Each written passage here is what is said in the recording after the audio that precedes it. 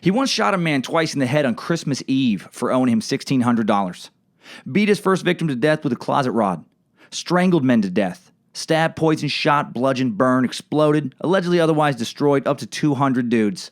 Known as the Polak, or Big Rich, and eventually as the Iceman, Richard Kuklinski was a 6'5", 295-pound killing machine who worked as a hitman, fulfilling murder contracts for various East Coast mob families and their associates. He also killed other men simply because they annoyed him or reminded him of his dad. He killed to test out new killing techniques. He killed for over 3 decades. He also had a family and a quiet suburban home life with 3 kids and a wife for over 20 years. Today's Timesuck is mostly about the Iceman, and the Iceman is mostly about murder. Extra adult rating on this one, very graphic violence. So get out now if you don't want to hear about it, or stay tuned and get sucked. You're listening to Timesuck.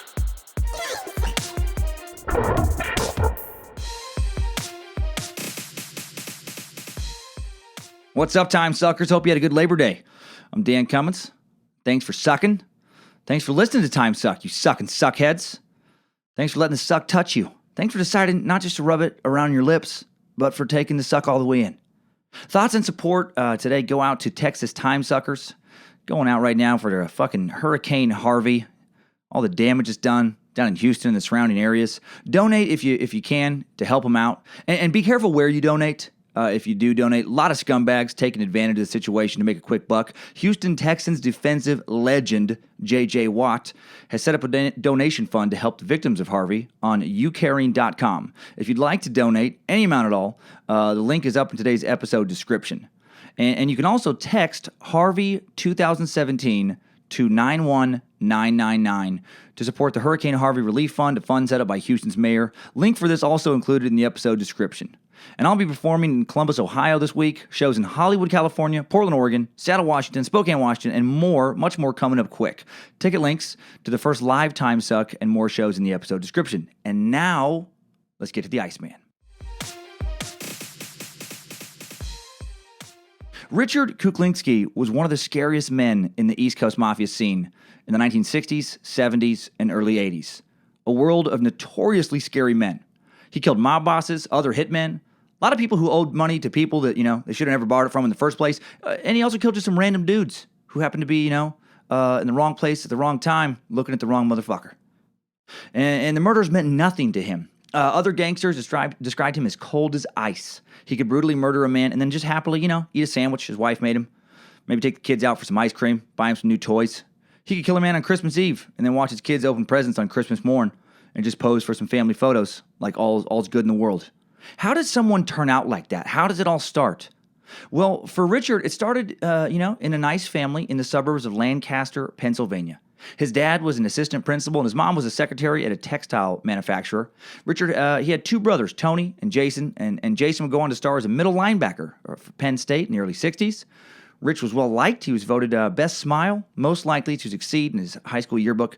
Loved his father dearly. He'd later say that his dad dying of a heart attack when he was 24 was the worst moment of his life. And he was a bit of a mama's boy as well, and his mom would later visit him in prison, refusing to believe what her Eagle Scout son had been convicted of. He graduated second in his class, enrolled in St. Joseph University, where he was going to study accounting. He even actually saved a girl from drowning while he was volunteering as a lifeguard for the local YMCA.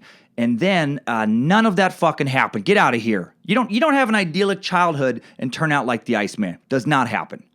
No, Richard Kuklinski was an incredibly violent man born into a home of preposterous violence. So let's find out one of the ways you can make a murderer by jumping into today's Timesuck timeline. Strap on those boots, soldier. We're marching down a Timesuck timeline.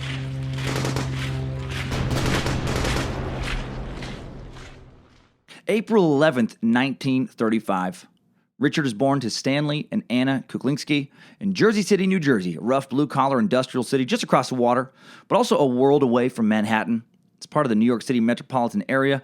Richard was born to a Polish family, and if you know anything about Polacks, they are a dirty, inferior, immoral bunch of subhuman savages.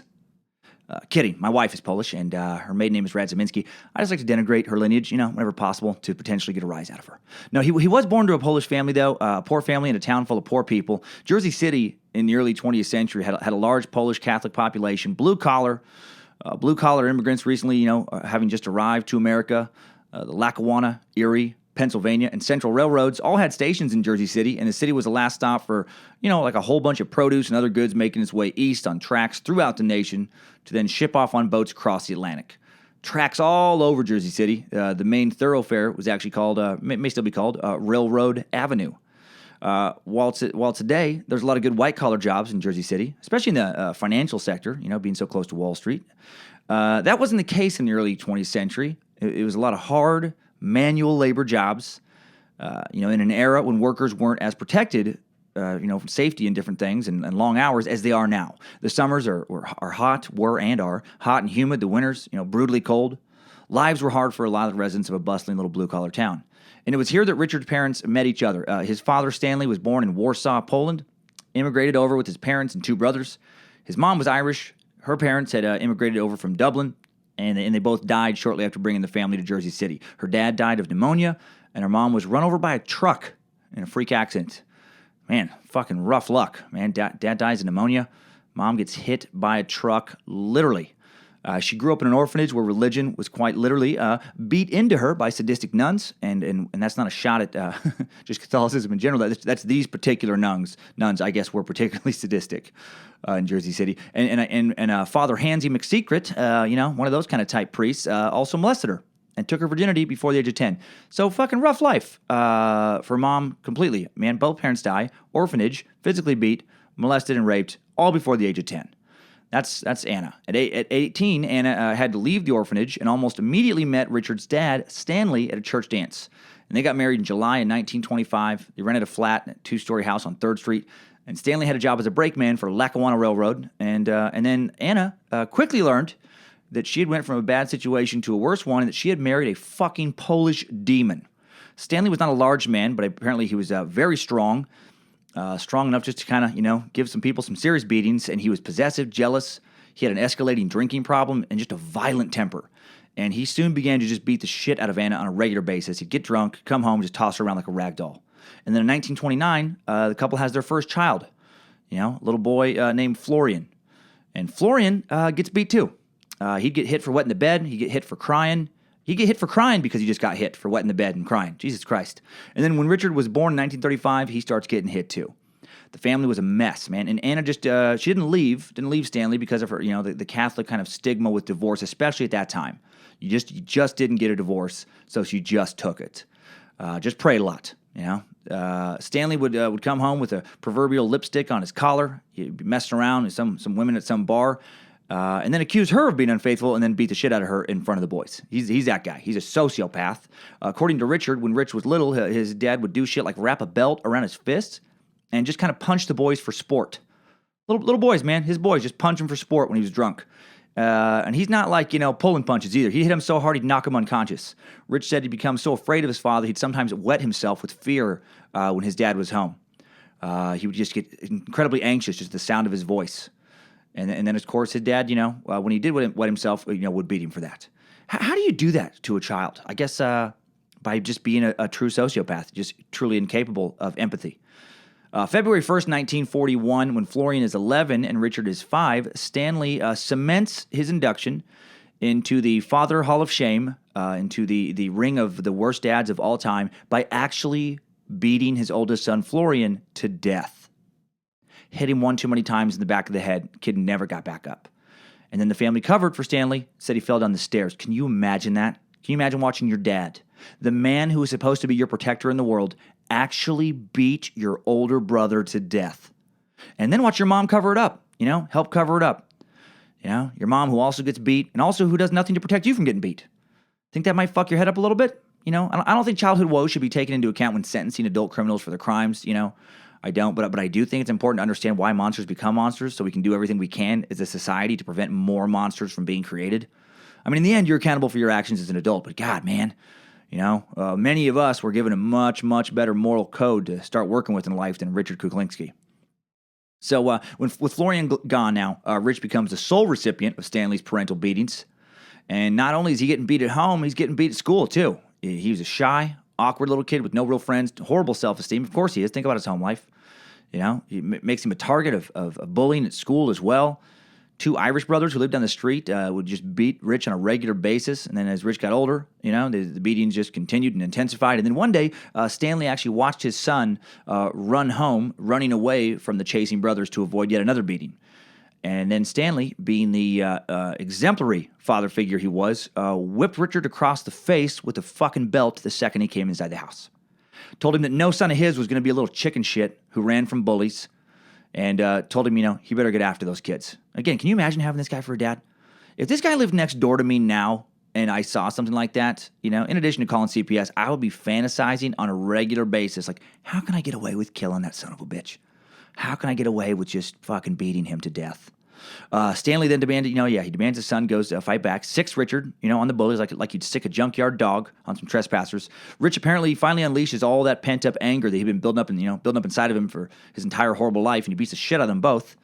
And then the father of these Irish boys runs and goes and pushes Richard to stop him, get him off his sons. And then Stanley jumps out of the house, runs over, gets in a fight with the dad, and then knocks their dad out. Finally, Rich gets a little bit of protection and some, approval from his dad. All it took was violence, That's the one thing old daddy approves of is putting a good beating on somebody. Well, on September 27th, 1942, a year and a half after the murder of Florian, Stanley and Anna have a third child. Why not bring some more good into the world? Why not, bring some more life into this incredible nuclear family unit? They bring in their first daughter, Roberta, and suddenly and incredibly, the violence stops. And the Kuklinskis, they open up an ice cream parlor, malt shop. They call it Stan and Ann's Milkshakes and Malts. And instead of getting drunk and beating his family, Stanley decides it would be more fun to have Sundays. He preferred hot fudge with 2 cherries, and he liked to play board games with the kids. He'd still get a little twitchy when you made a Monopoly, play Monopoly, before he did, and then refused to make some trades like an asshole, so everyone has a chance to win. But he kept his belt on, and no one got punched. Yeah, right. The pressure of another mouth to feed made Stanley even more fucking violent. Made him even more, of a mean son of a bitch than he already was. Now he's back to beating, 3 family members instead of 2. And he kicks up his womanizing to just the next deplorable level. Instead of just hooking up with women in bars, he starts bringing women home from bars. Like bringing them home to where his fucking family is.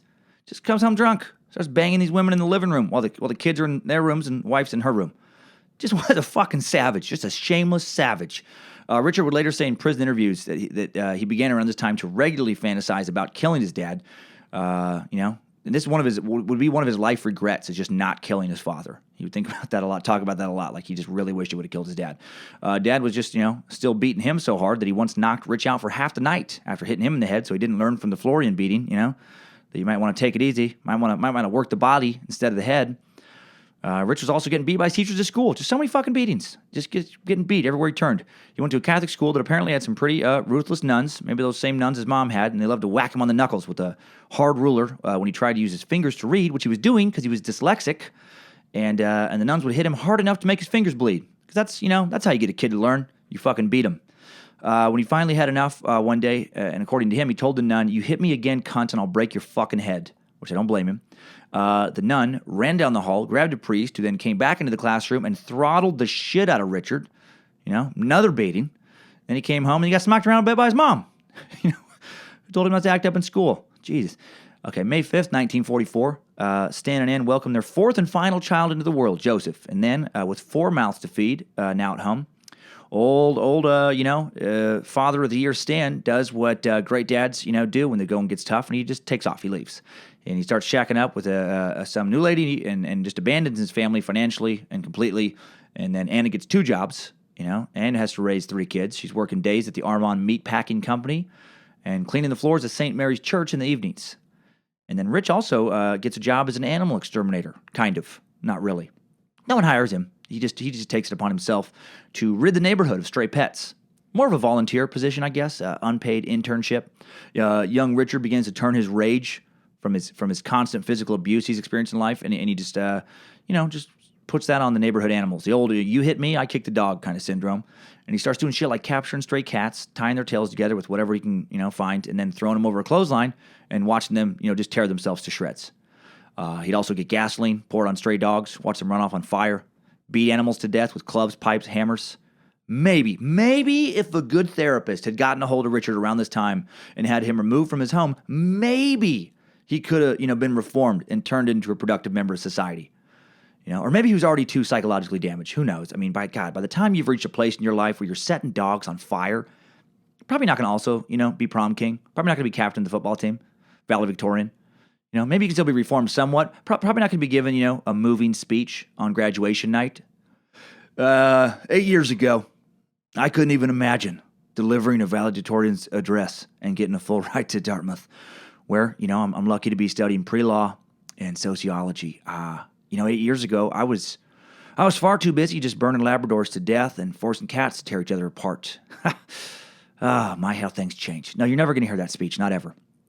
Richard also turned to crime early in life, initially stealing food to eat, because Stanley, obviously wasn't providing anything from the family, and mom, even though she's working 2 jobs, she's not able to get it done. And then Anna not only does she not condone the stealing, when she finds out, she beats Richard for getting some food for him and his, brother and sister, beats him with pots and pans and broomsticks, whatever she can get a hold of. According to Richard, she once knocked him out with a good shot to the head. Again, the beatings, my God. Shortly after Dad had moved out, Mom had moved the family to a federally subsidized apartment building and some projects on New Jersey Avenue and 15th Street. And the new digs were full of some rough project kids who immediately began to bully the fuck out of young, skinny, shy, awkward Richard, who now doesn't even have his dad around to maybe kind of stand in sometimes. Growing up, it was as if Rich had a kick me sign just kind of permanently attached to his back. And everyone took him up on the offer. One kid in particular who liked to beat on young Richard was the head honcho of some little group of kind of project tough guys, some kids, a kid named Charlie Lane. More on Charlie in just a bit. When Rich isn't getting beat, he starts reading true crime, Pulp Fiction stories, true crime magazines, tales of violent assholes, getting some, violence dealt to them. Unsurprisingly appeals to Richard. He also likes reading about criminals, taking what they wanted from the world, making names for themselves, I get that. Not taking shit from anyone. And this too, again, appeals to him a great deal. So he begins dreaming at this point of becoming one of these guys, one of these untouchable criminal mastermind guys. He loves hearing, how the crimes are solved in the books and articles he reads, especially murder, and begins to dream of, how he could get away with murdering people. There's a lot of people on his list. Dad, is right at the top. And also bullies in his life. Bullies like Charlie Lane. 1948, when he's 13, Richard decides to fight back, stand up to Charlie Lane and his little thugs. And doesn't work out for him. He tries, starting some stuff, and then they finish it, and they beat him so bad they almost kill him. They punch and kick, him to the ground, kick him while he's down, spit on him, beat him so bad he couldn't leave his apartment for a week after that. Mom wanted him to go to the police, report it, but he didn't want to be a rat. He already had that criminal mind. Not going to be a rat, not going to talk to the cops. He must have been badly beaten when his mom wanted him to report the beating to the police, even though she already has beaten him unconscious herself. What the fuck?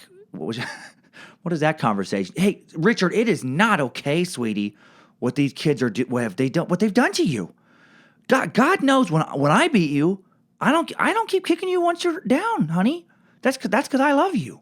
You know that, right? I would never spit on you after slamming a frying pan upside your back of your head, knocking my sweet boy unconscious. I'm not a monster like these. These kids need the police, is what they need.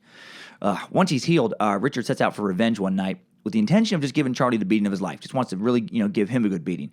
And he takes a 2-foot closet rod out of the apartment, and he hides outside this New Jersey Avenue entrance to the project he's living in, knowing that Charlie, that's where he comes home, is that entrance. Eventually, Charlie does come home that night, and Richard pops out in the dark, from behind the dark spot he's kind of hiding in. Closet rod in hand, Charlie tells him to beat it, or, he's going to beat his ass again. Rich doesn't budge. Instead, he swings that closet rod, and he hits Charlie right in the side of the head and knocks him to the ground. And then he just pounces, jumps on top of Charlie, and just starts hitting him over and over and over and over. All that pent-up anger from being bullied by his father, his mother, the nuns, the priests, from Charlie himself and other bullies being unleashed on Charlie's head and body. And when he's done, he pops up, starts yelling at Charlie to get up and fight back. Come on, fight back, fight me. And then realizes that he's beat Charlie to death. Charlie, he takes his pulse, nothing's there. And now he's panicking.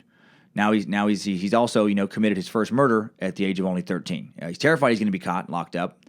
But then he steals a car using skills he'd learned studying those true crime magazines, and he gets Charlie in the trunk of that car, and then he drives the body a couple hours down to South Jersey.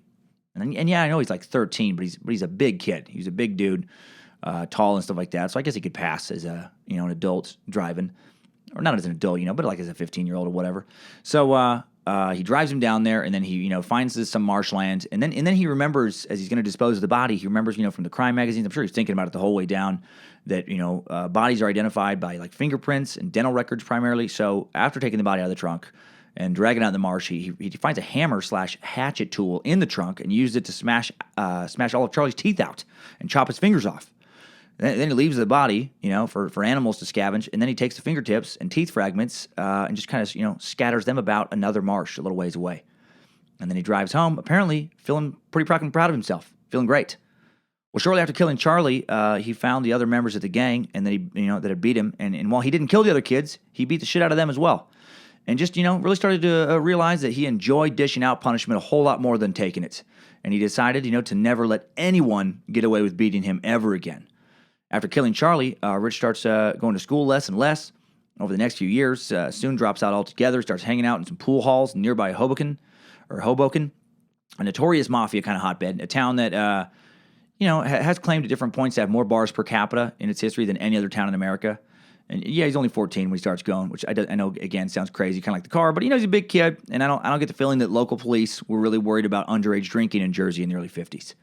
I don't feel like it was a top priority for law enforcement. He gets really good at pool, makes some decent money, pool hustling over the next few years. Also develops a reputation as a tough guy, doesn't take shit. A dude quick to break a pool cue over a fool's head if he gets too lippy. After a pair of brothers ganged up on him and beat his ass after one pool game, he tracked one of them down later and fucking stabbed him in the stomach. The other brother fled town. Yeah, I bet he did. He and 4 other juvenile delinquents around this time formed a little gang called Coming Up Roses. And they each got a little matching tattoo on their left hand, which you can see when you look up documentaries and stuff of Richard Kuklinski. See that tattoo, on his left hand there, kind of between his thumb and his fingers on the back of his hand. Second man Rich claims to have killed is an Irish cop he kills around this time named Boyle. A guy went by the name of Boyle. Drunken guy apparently insulted Rich over and over as they played pool. And unfortunately for Doyle, he reminded Rich of his father, of being tormented by his father. I guess he kind of looked like his dad. After the bar closes, Rich finds Doyle. He just kind of waits for him. Finds him passing out in his car, waits for him to pass out, and then thinks about just going over there and stabbing him. But he knows if he does that, he'll be a prime suspect in murder, so instead he walks to a local gas station, buys some gasoline, comes back, pours it on Doyle, and then just like one of those old neighborhood dogs, he just fucking lights him on fire. And then he slept like a baby that night, I guess. No big whoops. If Doyle didn't want to be burned alive, then he shouldn't have called me a dumb Polak. Right? Fair's fair. In 1951, when Rich was just 16, he moved in with the woman he met in a bar, Linda. An older woman, around the age of 25, a woman it's almost impossible to find information on. Biographers tend to focus almost exclusively on his second wife, Barbara. However, he and Linda would later have 2 boys together, boys Rich would later abandon. He'd later say he never wanted kids with Linda, it just happened. Never loved her, just liked the sex. Apparently, she was almost always in the mood, and he never really wanted to marry her. He didn't even tell his family when they got married at City Hall. But he did marry her, and he also used to beat the shit out of her, like dad, like son. His little Coming Up Roses gang started making a name for themselves as a group of bathroom brawlers, tough guys who rarely, if ever, lost a fight. And they made money robbing liquor stores, burglarizing rich people's homes and surrounding suburbs, breaking into warehouses. Their activities attracted the attention of a local mafia family, the Cavalcante family, who the Sopranos are actually based on, the HBO Sopranos. And a member of this crime family, Carmine Genovese, approached the guys with a job, a contract killing, a job they took. And then when it came to doing the killing, the other 4 members of the gang couldn't go through with it. No one could pull the trigger except Richard. He took the gun from John Wheeler, who was the toughest guy in the crew when it came to bar fights, the guy who was initially going to do the killing. But John just couldn't bring himself to walk up to a dude he had no personal beef with, some dude he didn't know, and just, shoot him down. So Richard got out of the Lincoln the crew was riding in, walked up to the target, after he'd taken the gun from Wheeler, and found this guy. This guy was about to get into his car, and then just puts the gun to the back of the guy's head, pulls the trigger, and then walks back to his crew, hopped in the car, and then they sped off and acted like nothing happened. Victim never even saw it coming. His crew couldn't believe how casual Richard was about it. Just no emotion. Supposedly, John Wheeler said, "Man, Rich, you're cold like ice." And then they went back to a very pleased Carmine, who gave them each $500, man, $500 for taking a dude's life.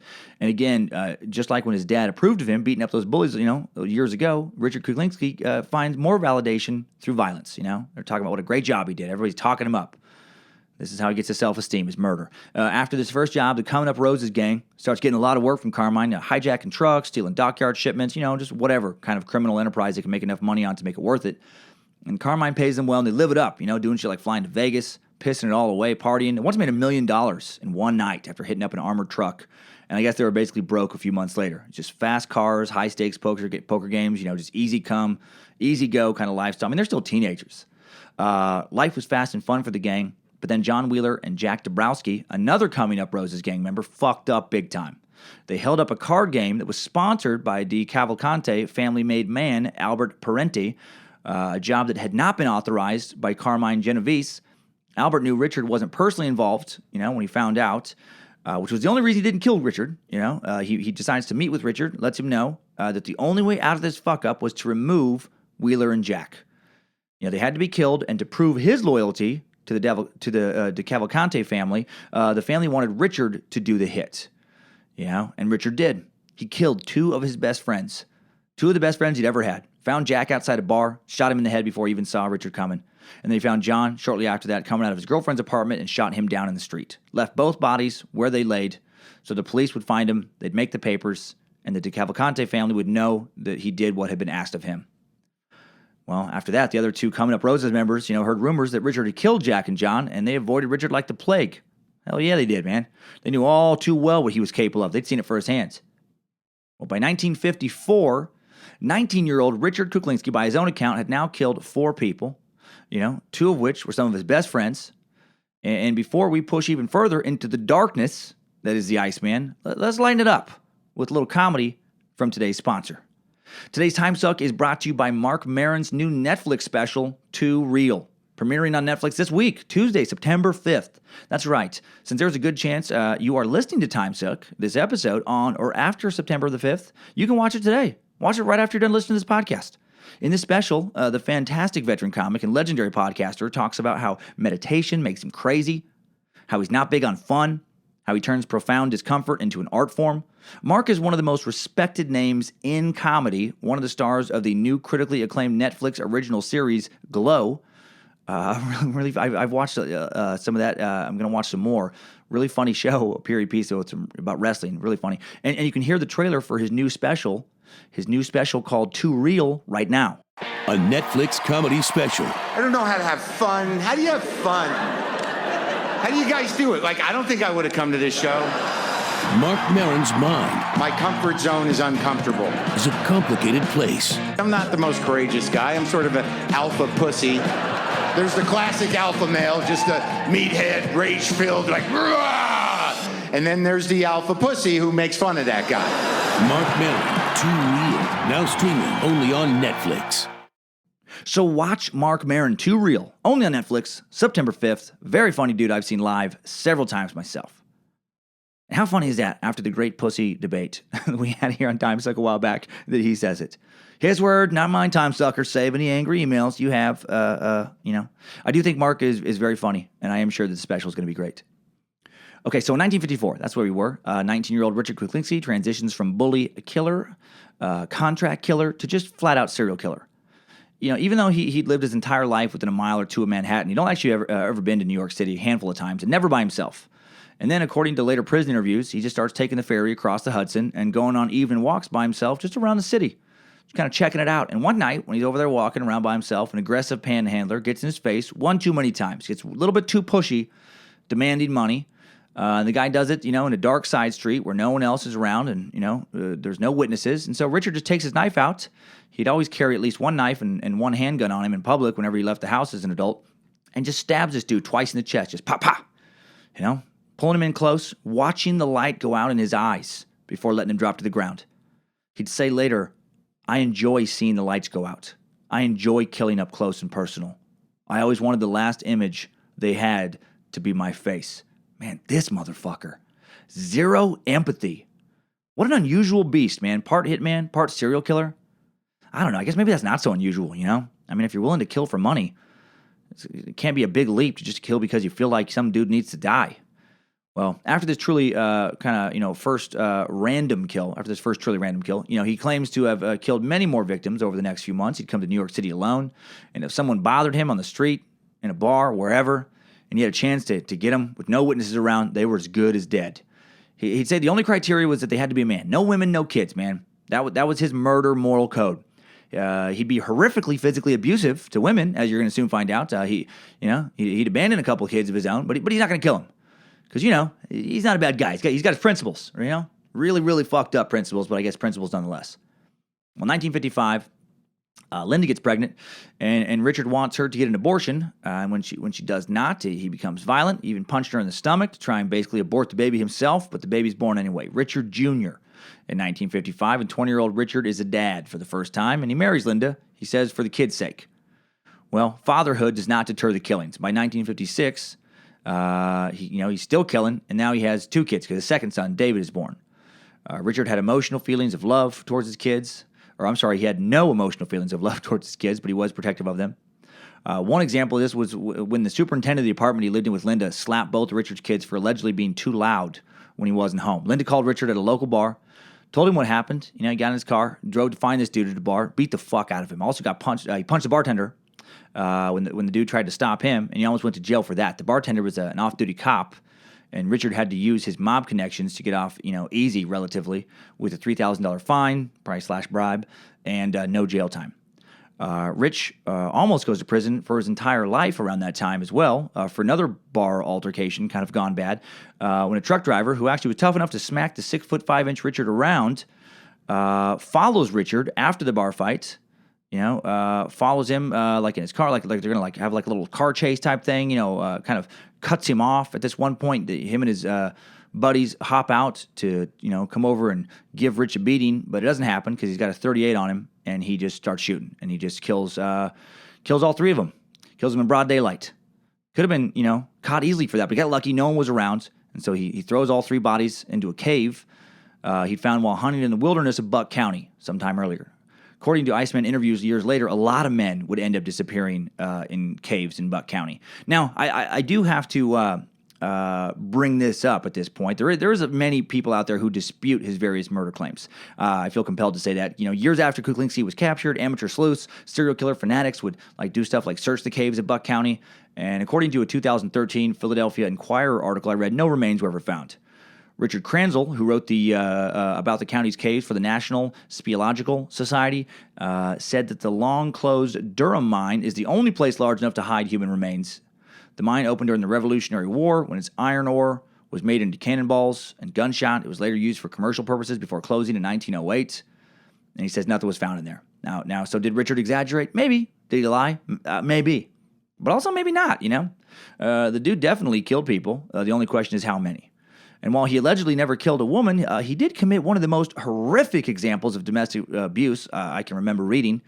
One evening, Richard's younger brother, Joe, tells Richard he'd seen a guy, Sammy James, and Rich's wife, Linda, go into a room at the Hudson Hotel. Room 16, his brother tells him. Ground level right near the Coke machine. Now, Rich and Linda did not have much of a relationship at all at this point. After the birth of the second kid, David, they were married in name only. Rich wasn't even there a lot of the times. But it was the principle of it that bothered him. You don't disrespect him by fucking his wife. Even if he's not fucking his wife, you don't fuck his wife, right? I think that's actually also the real reason he beat the shit out of the apartment superintendent earlier, too. It wasn't about the guy actually upsetting and hurting Richard's kids. I think it was about this guy, disrespecting Richard by hitting Richard's kids. You don't hit Richard's kids, not Richard Kuklinski. You don't fuck with him. Didn't matter that he didn't give a shit about his kids and was about to abandon them. They're still his. So when Joe tells him that his wife is fooling around, Richard speeds off for the hotel. He kicks the door down. He shows up and catches the 2 of them in the act.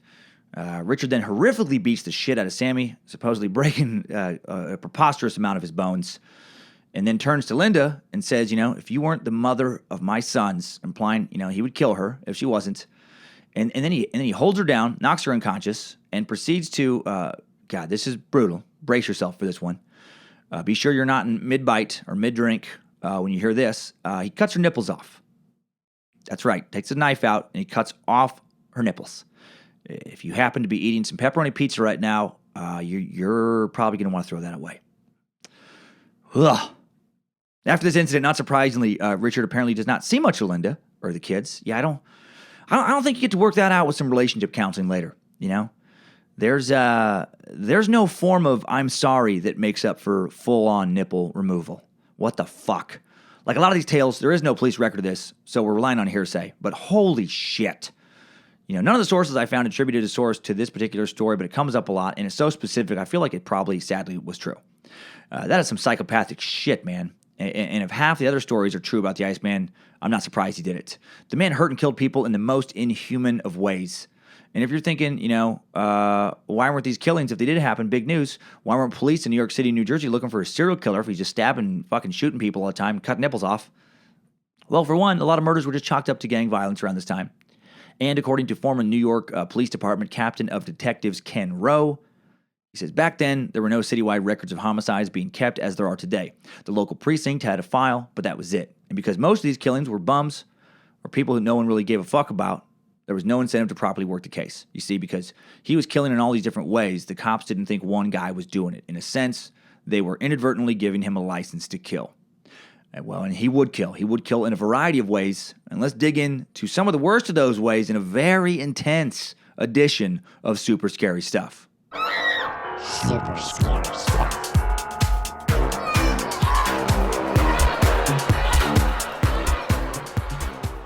All right, we're going to jump ahead as far as time goes and dig into some of the Iceman's more horrific murders. A little bit of bouncing around here as far as time goes. Then we'll hop back into the timeline for a wee bit to explain who was hiring him for all these crimes, you know, and give him a little bit more context in his life while these crimes are going on. But here are the actual crimes. Rich was cut into a deal in one with some other mobsters who had a lead on a cargo truck loaded with televisions. They were given the truck's route details, and their job was to hijack the truck, stash it in a nearby farm, put it in a barn, and then deliver it to a cash buyer a week or so later who was going to buy the entirety of the truck's cargo cash on demand. All right, now the hijack part goes smoothly, as does storing the truck in the nearby farms, put it in the barn there. But then when they come back to get the truck a week or so later out of the barn, truck's gone. Well, Rich suspects the owner of the farm for knowing something about, where it went. He asks him where the truck, is gone, and the guy plays dumb. And Rich isn't having it. He's convinced he's not telling him something, so he ties the guy to a tree to interrogate him, right? Just to get some rope, tie him to a tree, so he's standing up and facing outward, so they can talk to him. And then Rich just kind of slaps him around a while, just roughs up his face a little bit, draws a little bit of blood. The guy is still claiming that he doesn't know anything. So then Rich gets the idea to go grab some emergency road flares he has in the trunk of his car, comes back and tells the guy he's going to hurt him real, real bad if he doesn't talk. Guy still plays dumb. So Richard takes off the guy's shoes. Remember, he's still tied to that tree, right? And he lights one of the flares, takes the guy's shoes and socks off, and then he holds the flame of the flare just under one of the guy's feet. Not close enough to really burn it at first, just close enough to blister it. And the guy still won't talk. And he's like, man, this is just going to get worse. This is just going to get worse. The guy won't, acts like he knows, I don't know anything. So then he pushes that flame closer to the bottom of the man's foot, close enough to start searing his flesh. Close enough to start burning it away. The guy is screaming bloody murder. Rich ends up burning his fucking foot down to the bone. Charred flesh and bone. Burns his toes down to charred meat and bone. The dude still will not talk. So he's like, all right, man, I'm going to get your other foot. The guy's like, I don't know anything, man. Please stop. I don't know anything. Fucking does the same thing with his other foot. His feet are just, I'm sure the smell of them was just, a powerful stench in the air. The dude's feet are just, like if you've ever been camping and you're making some hamburger and a little bit falls into the flame, off the like that, but like that's what your feet are now. Just charred up meat. Jesus. This guy's crippled for life now, man. You're not going to reconstruct those things. Still nothing, though. Still no. The guy won't talk. We're just convinced, though, that he's holding back. So he lights the second flare. Tells the farmer if he doesn't talk, he's going to burn his fucking balls off. The guy begs and pleads, but doesn't say where the truck is. So Rich holds the second flare up to the man's jeans on his crotch, burns through his jeans, and then basically melts his testicles. I'm going to let that sink in for a bit. This guy's screaming. He's wailing. Swears he doesn't know anything. He can barely talk. Still, Richard is convinced this guy knows something. So now he tells the guy he's going to burn his dick off as well. And then just before he does, the guy actually talks. The guy did know. The guy tells him that his buddy Sammy had the truck the whole time in another farm. You know, they were going to sell it because they really needed the money. Unfucking believable. If you know, how do you not talk when he starts burning that first foot? Like, how do you think it's going to, do you think it's going to somehow get better? That he's going to give up like a guy like that's going to give up after burning a foot? No. You know, why after he's burned both feet and he's, you know, got the torch to your balls, maybe then you could be like, oh, okay. I can talk. Why is it the dick that is the line, right? Your balls are already melted off. You can't even use your dick. Why is that suddenly the breaking point? I don't know, man. Maybe the guy knew that, you know, if he finally confessed, Rich was just going to kill him anyway. I mean, that is actually what happened. Once Rich and his accomplices tracked down Sammy, found the truck, bring Sammy back to the barn, old Roasted Nuts' farm, you know, they put a bullet in both their heads. You know, at this point, for old hot balls, old fire sack, old steaming scrote, it's probably mercy killing. All right. Well, this next murder isn't brutal in its method, but it's especially savage in its choice of victim. Rich had been working with a notorious Mafia gangster by the name of Roy DeMeo, a dude who was no stranger to murder at all. He'd already assembled a team of hitmen known as the DeMeo Crew, who become infamous for their brutality and the volume of murders they commit, supposedly killing over 100 people between 73 and 83. But he hadn't hired Rich yet. Hadn't hired him for a murder yet. So he just heard rumors, you know. He had been working with him regarding some pornography distribution. For years, Rich worked with a group of guys who were the main porn distributors on the East Coast. That's where he made a lot of his money. They were, distributing legal porn, but then also a lot of stuff that was not legal. You know, stuff that had girls that weren't quite 18. A lot of stuff with women and animals. Yep, all kinds of bestiality. Something else I didn't know about the Iceman before this week, that the dude apparently didn't care about porn. He had a strange moral code, and while he was clearly not opposed to murder, he also had no interest in porn, prostitutes, strippers. He was always faithful to whoever he dated. There was just money to him. Anyway, Roy DeMeo, he wants Rich to prove that he can kill anyone Roy wants him to kill. No questions asked. So he takes Rich along for a drive, some of the other members of the murder crew. And then I guess they were in an intersection when Roy sees this guy, just some random dude, some random guy walking his dog, getting ready to cross the intersection. You know, they're stopped waiting on a red light. No one else is around. He points to the guy and just says, cap him. And Rich is like, here? Now? Roy tells him to do it. And he stepped out of the car, walked up behind the guy, shot him in the back of the head, just stepped back in the car, and they just drove off like it was fucking nothing. This wasn't some guy who owed mob money. This wasn't some guy who stole from the mob. It wasn't some idiot who tried to, you know, make some money on a fucking barn hijack. It wasn't some guy who bothered Rich or a member of Rich's family. Not a guy who hassled any of these guys in any way. Just some random human being, possibly father, possibly somebody's boyfriend or husband, definitely somebody's son. Life taken just so Rich could prove to somebody else that he was a good guy to hire for killing other people. What a piece of shit. All these guys, just pieces of shit. All of them monsters. His dad Stanley was a monster. Rich was even worse. All right, back to brutality. This next method of murder was apparently Richard's favorite. He claims to have done this several times. He claims to have found a bunch of rats one day in one of those caves in the woods of Buck County. He says he dropped off some meat once to see how fast they'd kind of come out from their hiding places and go through it. And he just kind of like condition them. He just feed them sometimes and get them used to coming out to kind of this open space in the cave and eat whatever he put out there. And he figured out eventually these rats would eat a person. And this next victim is one of these people. Some mob boss didn't like who her daughter was dating, didn't like his intentions, thought he was too old for her, was just out to get some ass, and then off to bang the next girl. And he confronts this dude in his early 20s, asks what his intentions are. The guy's like, says he just wants to have some fun. Well, this was enough for this mob boss to want this guy dead. So he hires Richard to kill him, says he wants to make sure the guy suffers before he dies. These people are fucking psychopaths. All of them. So Rich kidnaps this young dude, ties him up, takes him to Buck County, strips him down, ties him to a chair, and then he decides to try something new. He takes some thin rawhide strips he'd soaked, got them real wet, and then he ties them around the guy's forehead, his arms, his balls. If you don't know anything about rawhide, most people I think so associate it with their dogs' chew toys. You get those little rawhide chew toys you can get, which actually is not supposed to be not very good for them. But anyway, rawhide constricts as it dries.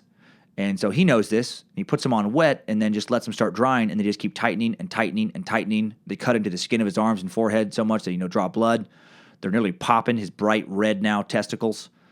Right? He then takes Polaroid photos of the guy suffering so he can show the mob boss. And then the rats start smelling the blood bleeding from this guy. They start hearing his screams of pain, and they're curious. They start coming out there to check things out. And then they start getting a little more curious, start getting closer to him, and then eventually they start taking little nibbles. And they start taking little bites. And then more rats come, and they start climbing all over this guy in this chair, covering him, just taking more and more bites, just fucking chewing his face off, everything. Richard comes back 2 days later. There's just a gnawed skeleton tied to a chair. Fuck, man.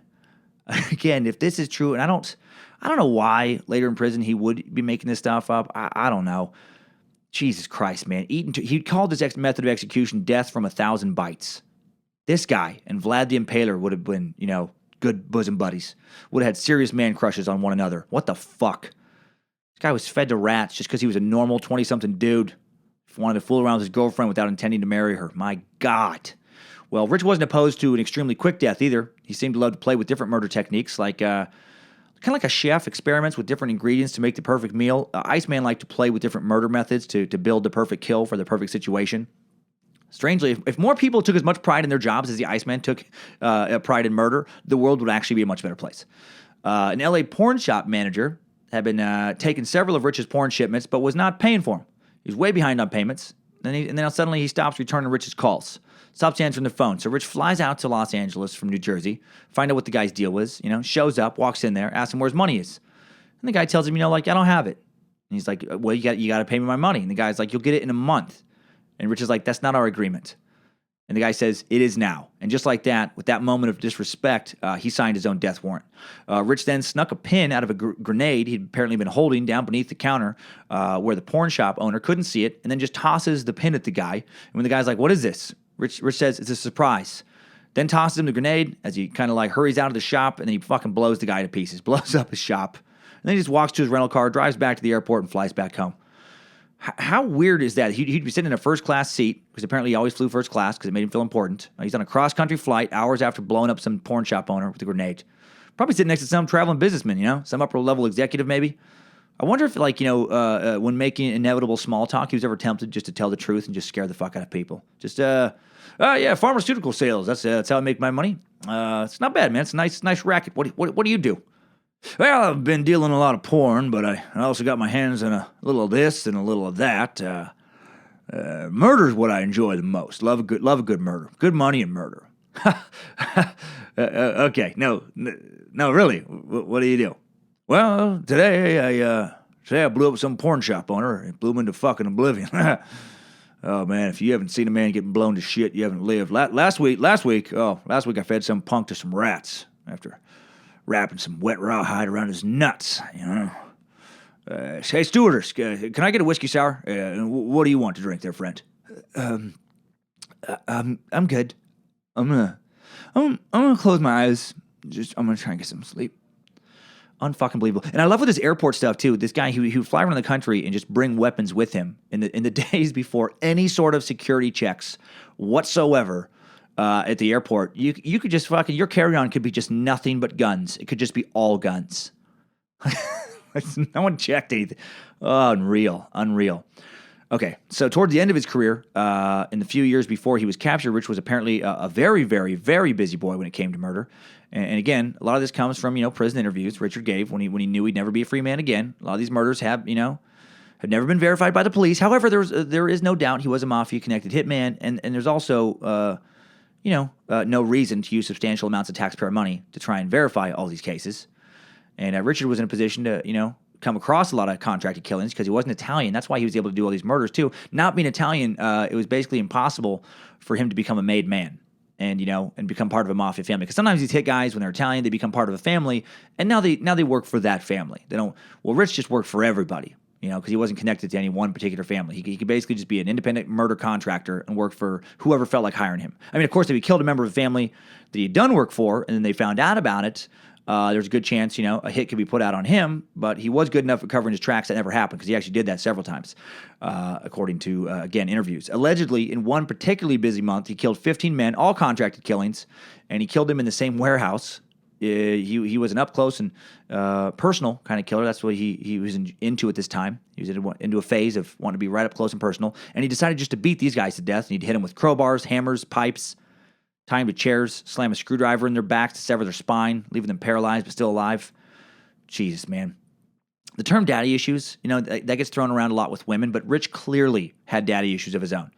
A little bit of untrained armchair therapy here, but he never seemed to psychologically recover from all those early beatings from his dad, did he? Right? When you watch him in documentary interviews, there were several done on him. He talks about killing guys who reminded him of his father. Talked about how angry bullies and loudmouths, people like his father, made him. Feeling disrespected, feeling judged comes up a lot. His father disrespected and judged him. I just feel like, especially considering, while he would abuse women, he wouldn't kill them. But how he would kill any man, he was just symbolically killing his father over and over again. He just spent so much of his childhood feeling powerless, to the constant violence that he overcompensated and decided he'd overcome his early years of violence by embracing it, becoming about as violent as you can get as an adult. Strangely, though, again, he never killed his dad, man. And again, he talked later about regretting that. I do think it's strange when a serial killer's motivation to kill is clearly inspired by one particular person, and then they just never kill that person. A whole bunch of strangers just have to die instead. Well, another man was taken to that rat cave, tied to a chair, and in another incident of torture, he was forced to listen to, "I keep forgetting I'm not in love anymore. I keep forgetting things will never be the same again. I keep forgetting I'm not in love anymore." Michael motherfucking McDonald singing one song on repeat for 7 straight goddamn days.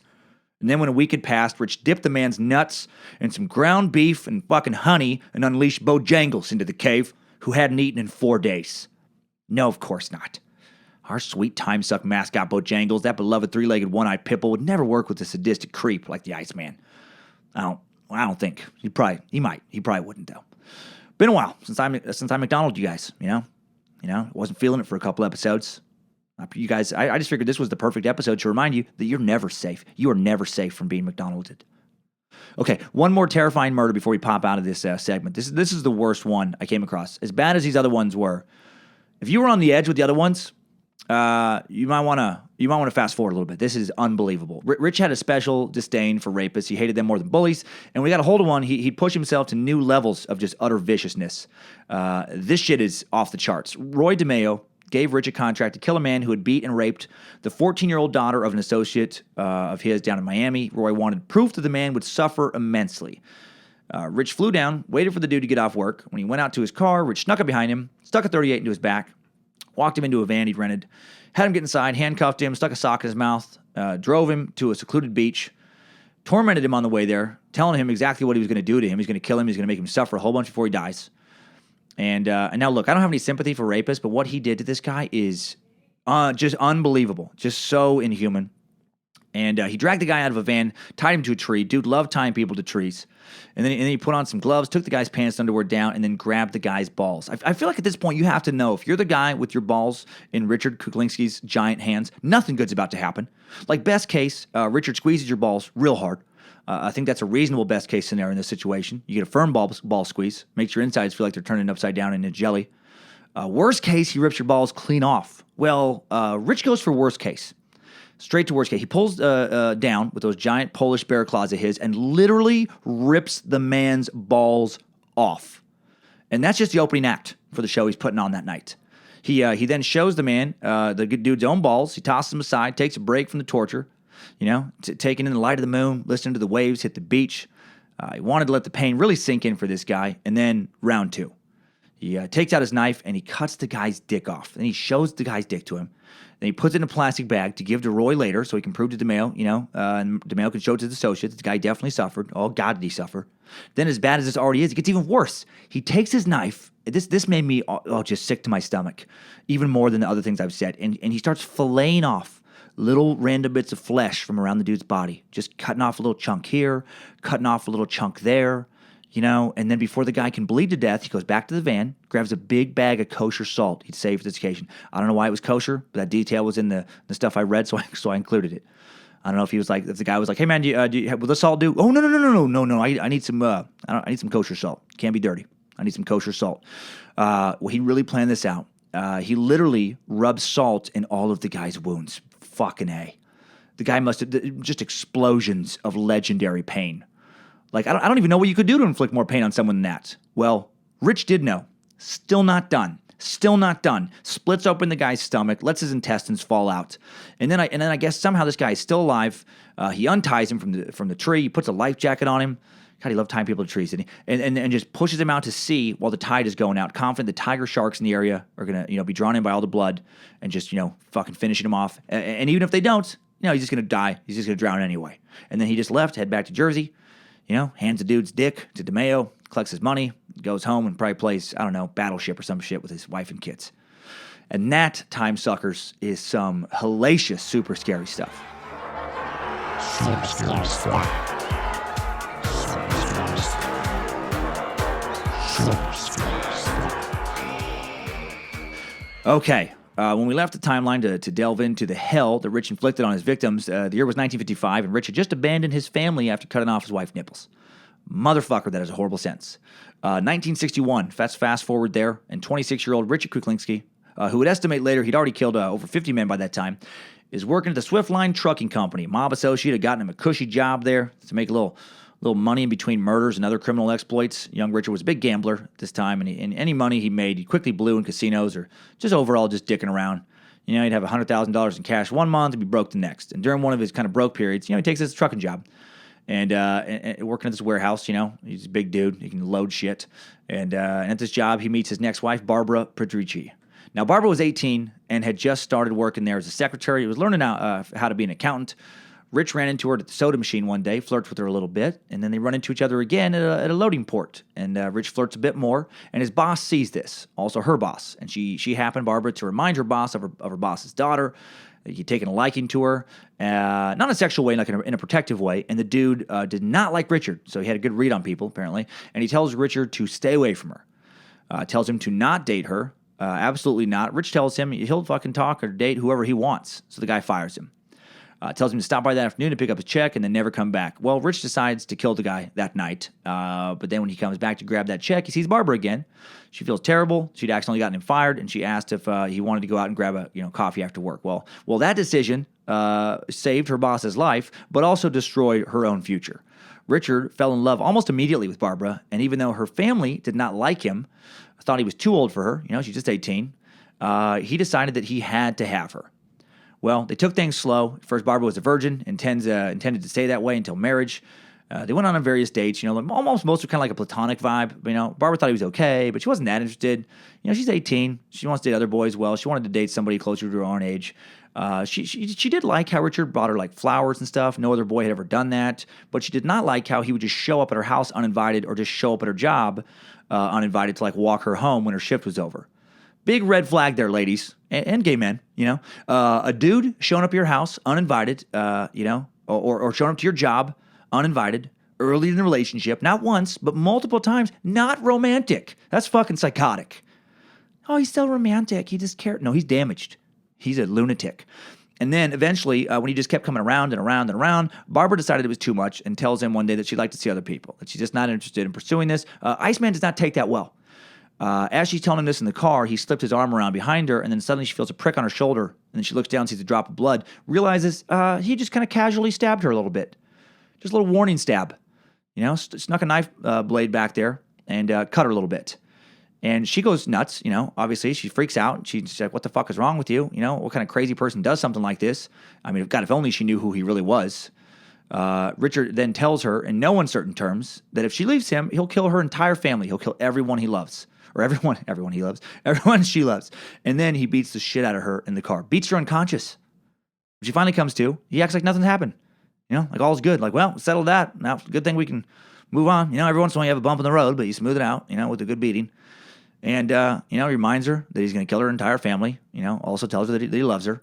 And lets her out of the car. And again, this is not funny. It's just so ridiculous. Ladies and gay men, not a red flag when something like this happens. It's a fucking death threat. It's a fucking death threat. This is when you go to the police.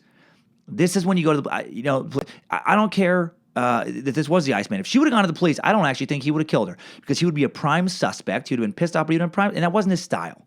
He killed random dudes. He had altercations with in bars, or ran into an alley or people that look like his dad, but he wouldn't. I really don't think he would have killed her or her female relatives. I don't think so. But he was never the prime suspect in any of his murders for almost 3 decades. He was only tied to 5 killings at the end of his criminal career. He was pretty good at not killing people that he had obvious connection to. But you know what? I still think though that's a risk you have to take. Never let someone threaten you into a relationship. Odds are, going to the police, turning them in is the safest thing you can do for yourself and the people around you. Or if you try to get the police involved and they're not helping, Well, I think you do what you need to do then. I'm not saying you poison him to death. I'm not saying that. I can't legally say that you should poison him to death, but I can say that you should do what you need to do to protect yourself. Like, I'm not gonna say that you should invite him to go for a hike where there's a nice spot to stand on that's kind of slippery on the edge of a high cliff, where the fall would be enough to definitely, kill you. I'm not saying you get him to look at that and then push him off. I'm not going to condone that. But again, you do what you need to do to protect yourself. Well, okay. After briefly fleeing to Florida in 1961 to get away from Richard to go live with her father, who was living down there, Richard eventually shows up on her door there as well. Barbara finally accepts he's just never going to give up. And that he might actually kill her or kill her family, and they end up getting married. They get married on September 8th, 1961. And I should note, she didn't stay with him completely out of fear. She would later say she was married to two men, Good Rich and Bad Rich. Good Rich was a perfect gentleman who would buy her flowers, take her shopping, get her anything she wanted, open the car door for her, write her letters, spoil the kids they'd have together, take her out to nice dinners, surprise her with gifts, make love to her, all that. Bad Rich would slap her around, both private and public, slap her in front of the kids. Bad Rich would rape her if she didn't want to have sex. Bad Rich was a terrifying fucking monster who was not only violent, but terrifyingly strong.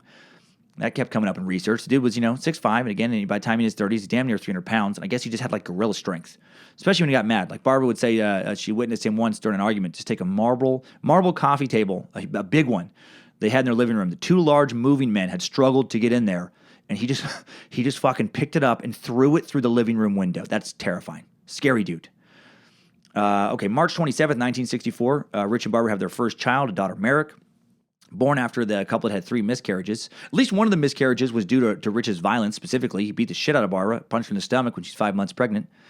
If you watch the Michael Shannon film about the Iceman, simply called The Iceman, I think the movie took it way too easy on the character of Richard Kuklinski, about, like, they tried to paint a picture of him being a murderous sociopath who was also a loving family man at home, and that's really not true.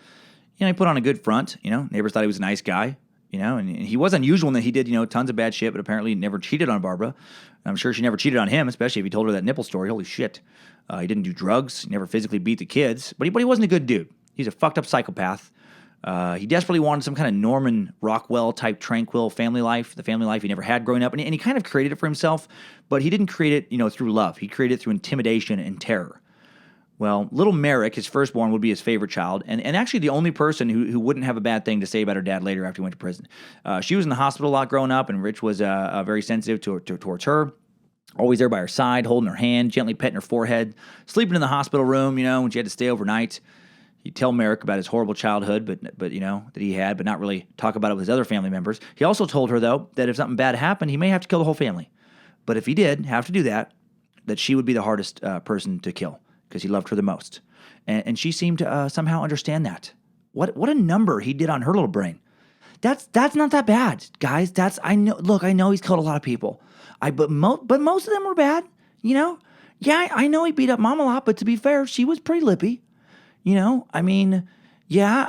there could be a situation where he'd have to kill all of us, but he said it'd be hard. He said it'd be super hard, and he said it would be the hardest thing to kill me because he loved me the most. Daddy loves me. I'm a lucky girl. Wow. April 21st, 1965, the Kuklinskis have their second child, daughter Chris, and then on January 13th, 1969, they welcome their third and final child, son Dwayne. Richard, not happy to have a boy. He felt that a son would vie for attention from Barbara. He felt threatened by his son, but he never beat Dwayne or the other 2 kids he had with Barbara. For a beaten woman, Barbara was no wallflower. She did tell Rich in no uncertain terms that if he started beating the kids, she would kill him in his sleep, and I guess he believed that, so he never did. December 17th, 1986, let's fast forward all the way there. Rich is finally arrested for all the murders. He's arrested, well, not for all the murders. He's arrested for 5 of them. He's arrested for multiple murders, and then he would never get out of prison again. Merrick is 22 at this point. Chris is 21. Dwayne is 17, finishing high school. Can you only imagine the stares he got in the halls, like on December 18th, after his dad is suddenly, front page national news as a brutal murderer? Well, all the other murders I talked about, the ones that he didn't get charged for, most of them I read about in a book called The Iceman Confessions of a Mafia Contract Killer. That was my primary source for today's episode, and I'm going to be honest, kind of a tedious read. It's 500 pages, just over, I think, a few over 500 pages in the paperback, and it spends about 30 pages on his childhood, which I found very interesting, very fascinating, and then about 400 pages on just murder after murder after murder after murder. Like after a while, it's like, all right, I get it. He's confessed to killing a lot of people. I get it. He killed people in solo murder contracts given to him from like Roy DeMeo and a variety of other mobsters. He completed contracts from mob associates, as you know now. Sometimes he killed people because he just pissed him off. Sometimes he killed people, working in a group. For a while, he had an interesting relationship with another contract killer named Robert Pronge, a.k.a. Mr. Softy, a guy who showed up in the Michael Shannon movie, guy who drove a Mr. Softy ice cream truck. And was also an independent murder-for-hire contractor. Mr. Softy knew a lot about explosives and poison, and Richard supposedly learned a lot about how to use like cyanide from Mr. Softy, a method that would become one of his favorite ways of killing people, and a method that would help eventually get him caught. And then when Mr. Softy asked Richard to kill his family for him because he was afraid they could lead to his arrest, Richard shot him to death. You don't kill kids, man. Supposedly, this Pronge was especially nuts and was also considering dumping a massive amount of ricin poison into a local reservoir to fulfill a murder contract around that time. Because the whole family he was hired to kill would be poisoned. Also, hundreds of other people would be poisoned. If that is true, I guess the Iceman saved hundreds of lives by putting him down. So, real fucking hero. And again, almost all of this comes from Rich's confessions, hours and hours of confessions he gave in documentaries and confessions he gave, for that book. Many of these confessions would be contested. You can go online and find a ton of the Iceman lies type of, website stuffs. Types of, pages out there. But none of the sources claiming he lied are any more credible than him claiming that, they were true. It's not like law enforcement officers came forward to say, no way, never did any of that. He claimed to have eventually killed Roy DeMeo, but now there's evidence that, maybe he didn't do that. I personally don't give a shit. If the guy did 10% of what he claimed to have done, still an infamous, darkly fascinating psychopath. And hopefully we can study these people again to figure out, like, how do we prevent more of these people from existing? Okay, so let's hop out of this timeline and examine the killings he was convicted of, the ones that got him arrested, the ones we know for sure he was involved in. Good job, soldier. You made it back. Barely.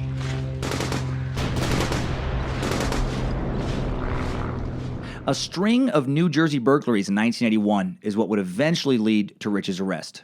Guy gets caught by the owner in a burglary that matches the style of other burglaries, and then the guy starts talking at jail, and a detective named Pat Kane gets involved in the interrogation. And then this guy, to get himself out of some prison time, he agrees to take Detective Kane to all the houses the gang had burglarized, ends up showing him 43 total houses, and he also rats out his accomplices, Danny Deppner, Gary Smith, Percy House, and a guy he knew only as Big Rich. Well, Detective Kane finds and arrests Percy House, but can't find the other dudes. He does stakeouts for weeks, and they just don't show up. But then Danny Deppner's wife shows up at the police station and is hysterical. She says that Danny had contacted her and that he's afraid for his life. He says that Big Rich is going to kill them all, that the dude is the devil, he's a murderer. And then she gives Detective Kane his full name, and it's Richard Kuklinski. And then she tells him that Rich has already killed Gary Smith. She said, he took all the guys to a hotel after Percy got arrested and told him to stay put. Well, Gary wanted to go sneak out and visit his daughter, and then he came back, but Rich finds out. And after he finds out, he brings the guy some hamburgers. And seconds after Gary starts eating his hamburger, starts having a lot of trouble breathing. Starts turning blue, falls in the ground, and then Rich has Danny, finish him off with some strangulation. And Danny, I guess, obeys. And then detectives find Gary's body a little while after that, and instead of disposing it like he had claimed to normally do, Rich and Danny just pushed the body under the bed in the York Motel in North Bergen, New Jersey. And by the time it was found, 12 other guests had slept above the body. How creepy is that? Ugh. Oh my God. Detective Kane then also found out that Rich had called the hotel shortly after Danny and Gary had checked in. So, a little sloppy on Rich's part. Then in May of 1983, Danny Deppner's body is found in a wooded area of West Milford, New Jersey. He'd been shot in the head, also possibly strangled. Detective Kane knew Rich was behind it, but couldn't link him to the crime conclusively enough to get a warrant. Kane realizes they're going to need an undercover cop to get, the evidence they need to nail this guy. To just, actually catch him, planning something for sure. And then he meets Dominic Prolifrone, a 39-year-old undercover agent with a history of infiltrating East Coast Mafia families who worked for, and this guy worked for the ATF. Well, Kane also got Percy House, who was still in jail for the burglaries he did with Rich, to agree to be a snitch and wear a wire to incriminate a bigger fish, Phil Salamine, a man they needed to get Richard. See, Phil was a guy who seemed to know all the criminals in North Jersey. He had a hangout spot called The Store, where these guys would come, they'd, get assigned new jobs, get contracts, play high-stakes poker games, shoot the shit, like a gangster hideout. Phil knew Richard. And Richard had gotten jobs from Phil and also gotten weapons. And the plan was for Phil to vouch for undercover agent Dominic, going by Dominic Provenzano now, act like they went way back, connect Dominic to Rich. And then the opportunity came up with when Rich went to Phil to get some cyanide. He'd killed his previous cyanide contractor or supplier, I guess, and now he needed a new guy. That's one of the problems, with constantly murdering the people you work with. Later, when you need a favor, you can't get it because they're dead because you killed them. Dominic and Phil end up meeting several times. Dominic says he had a lead on a big old batch of pharmaceutical-grade cyanide. And in the course of several conversations, Rich straight up admits to having used cyanide in the past to kill people, but he doesn't give names. Detective Kane and the others working on the case, they need more proof. They want more proof that he's a killer. They want him to buy what he thinks is cyanide from Dominic and try to use it. And then in a big sting, numerous plainclothes officers witness Rich buying what he thinks is cyanide from Dominic with the verbal intent to use it to kill someone. This kid that Dominic's been saying he's been selling coke to, and he's a problem. He wants him gone. Rich is like, no problem. And they arrest Rich shortly after that, right outside his home. And apparently it takes 8 officers to hold this bull of a man down. It takes 4 guys to get his hands behind his back, and then they had to use leg shackles instead of handcuffs to restrain him because his big ass murder wrists are so thick. And when it was all said and done, Rich is convicted in the murders of Gary Smith, Danny Deppner, Louis Maskey, George Maliband, and Peter Calabro. George Maliband of Huntington, Pennsylvania, was killed January 31st, 1980, after he met with Mr. Kuklinski to sell several videotapes, and his body was found several days later, stuffed in a 55-gallon drum. Louis Maskey was last seen in July 1991 on his way to videotape, a videotape business deal with Mr. Kuklinski. He had apparently $95,000 hidden in the door panel of his van. 15 months later, Mr. Maskey's partially decomposed body is found in Orangetown, New York, shot in the head, wrapped in several plastic bags. Authorities said the body had been stored in a freezer. And that's how he got the name from the Iceman, as far as the media was concerned. Kuklinski fired a shotgun at Detective Calabro's head as the officer eased his Honda Civic through a snowstorm way back in March 14, 1980. And he ends up getting convicted for all these, 3 separate trials. After these convictions, he would spend the rest of his life in jail. And then his health starts to fail in October 2005 after 17 years in prison. He's diagnosed with a rare and incurable inflammation of the blood vessels, transferred to a secure wing at St. Francis Medical Center in Trenton, New Jersey. And then check this out. He'd asked doctors to make sure they revived him if he went in some kind of cardiac arrest, but, he's clearly afraid of dying. But his wife, Barbara, who he'd given power of attorney to previously, had signed a do not resuscitate order on him. Well, a week before his death, the hospital calls Barbara to ask if she wishes to rescind the instructions for the do not resuscitate because he wants him taken back. She says no. And then he dies at age 70 on March 5th, 2006. Kind of a nice little last victory for Barb, Nope, dude, not letting you live a day longer than I have to. And then the Iceman is no more. Now let's take one more look at this cold-blooded son of a bitch with some top 5 takeaways. Timesuck Top 5 Takeaways. Number 1, according to the Iceman, he watched his father, Stanley Kuklinski, literally beat his older brother, Florian, to death when he was 5 years old. You might not become a serial killer after seeing, some shit like that, but if you don't want to seriously increase the odds that you're going to raise a serial killer or a murderer, you probably should not murder in front of your kids. And you especially shouldn't murder one of your kids in front of another one of your kids. That's kind of parenting 101. Number 2, the Iceman had a very strange moral code. He refused to kill women, but he'd shoot a random passerby in the head with a crossbow bolt if the passerby happened to be a man. And he'd mutilate and savagely beat you if you were a woman. But not kill you. He's not a scumbag.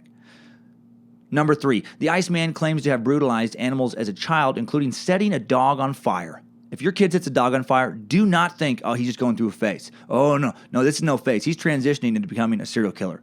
Get that diabolical seed of yours into some much-needed crisis counseling. Number 4, the Iceman killed men for disrespecting him in a bar, being too pushy when asking him for money. Good reminder that when you're out there in the world, you're out there in public, man, you really don't know who you're fucking with. So probably best to avoid confrontation.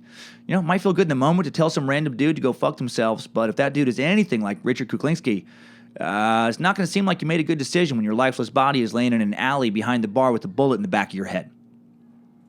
Number 5, new info.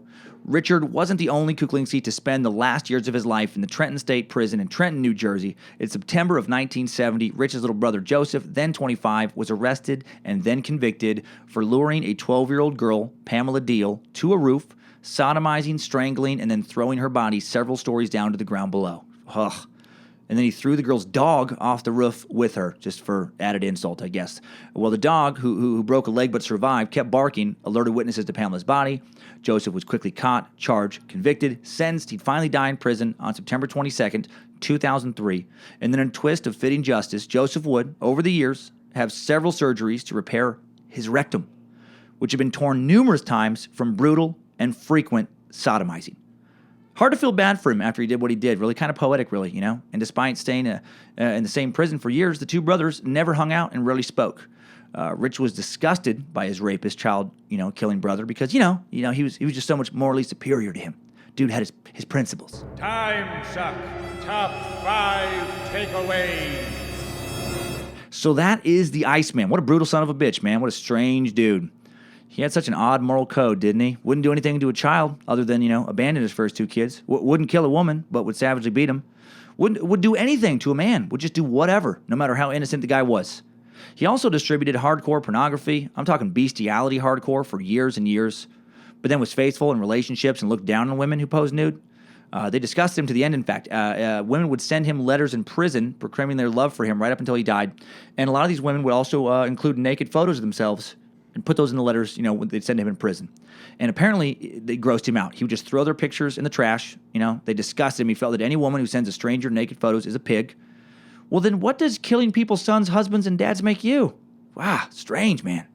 And side note, why do women do that? Why the fuck would you want to try and start a relationship with a convicted murderer? How sick is that? You are so messed up if that's what you're into. All right. Hope you enjoyed today's Suck subject. Thanks goes to Timesuckers, John Prim, Kyle, Patrick Easel, who's been bugging me for months for some Iceman Suck, and anyone else I may have missed. And hopefully the sound is good this week. I've had to record on the road again. I tried getting out of the hotel that I was at, and I went to the comedy club. I'm in the green room at the Omaha Funny Bone. I thought I would have it to myself. I do have the room to myself, but there's other workers around. They're quite noisy. I hear them in my headphones. Hopefully it's not distracting for you. I found the best place I could this week. And again, whenever possible, I do this in the home studio. But sometimes it's just not possible. Next Monday, the Time Suck is going to be 9/11 because it is 9/11 this coming Monday. We're going to look back at what happened on that fateful day. The infamous 9/11, who did it, why they claimed to do it, and the incredible heroics of the brave men and women who saved lives and risked their lives that day, many of whom died, many of whom sacrificed their lives doing so. And we'll also take a peek at conspiracy theories that still surround this event. I actually don't know much about it, don't know much about the conspiracies at all, but I am interested in looking into it and finding out, and I'm interested in reading some inspiring tales of real heroism.